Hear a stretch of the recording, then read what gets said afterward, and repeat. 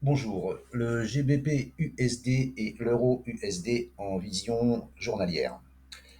Le GBP USD est dans un biseau, un canal haussier, hein, voilà. La tendance est haussière neutre, parce que les petites unités de temps sont passées baissières, attention, hein, ce qui veut dire qu'on est sous la 200, sous la 7 et sous la 20. Donc ça commence à être baissier en petites unités de temps. Là, on attaque le bas du biseau, le bas du canal, biseau, hein. Et il y a un support ici à 1,3396,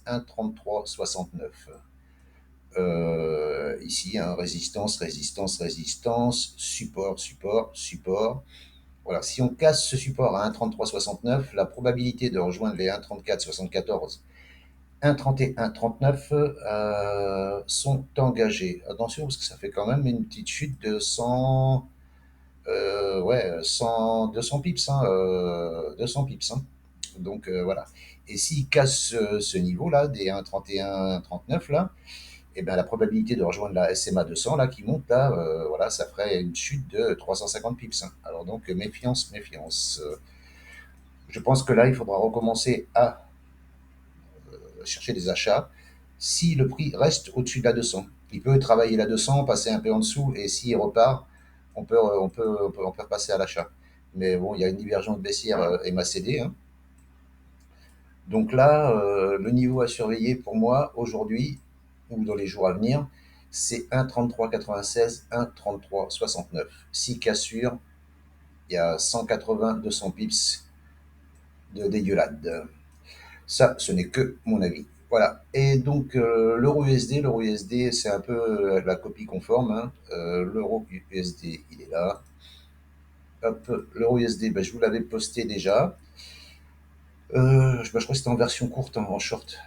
Et on était en dessous là.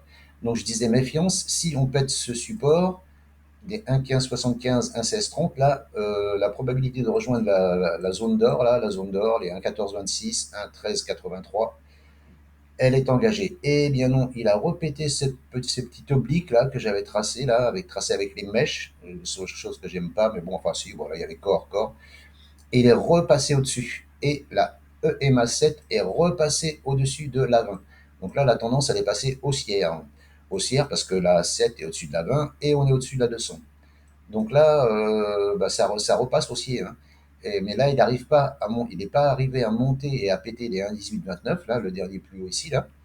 Et bah, l'objectif serait les 1,19. Les 1,19, euh, c'est ces mèches ici, là, ces mèches de 2021. Mais là, pour l'instant, on voit bien qu'il n'y arrive pas, hein. Donc attention, c'est pareil, hein.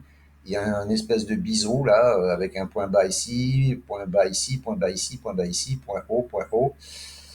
Si il pète, bah, je redis pareil que l'autre fois, hein, c'est la même analyse, hein, sauf que là, il a bien remonté. Euh, Sous un 16,30, un 15,75, vente pour viser les 1,14,26 et un 13,83. Voilà. Donc là, si vous êtes vendeur, si vous êtes déjà vendeur, c'est dangereux parce que la tendance elle est haussière, hein. Là, on est au-dessus de la 7, au-dessus de la 20. C'est très très très dangereux. Mais c'est possible en mettant un stop au-dessus des 1,19, hein, au-dessus des 1,19 ou alors plus serré au-dessus des 1,1829. Là. C'est possible de vendre, hein, ouais, mais bon, c'est possible de vendre, mais c'est dangereux, hein, je vous le dis, hein. Enfin bon, ça n'engage que moi. Et là, bah, c'est pareil, on recommencera à chercher les achats à partir de la zone d'or s'il y a un setup qui se présente. Parce que s'il pète la zone d'or, eh bien, on retournera sur les indices 80. Voilà ce que je pouvais vous dire sur le GBP USD et l'euro USD. Parce que, bah, tiens, on va en profiter, on va aller faire un petit tour sur le DXY, hein, puisque c'est lui qui commande ces paires-là, hein.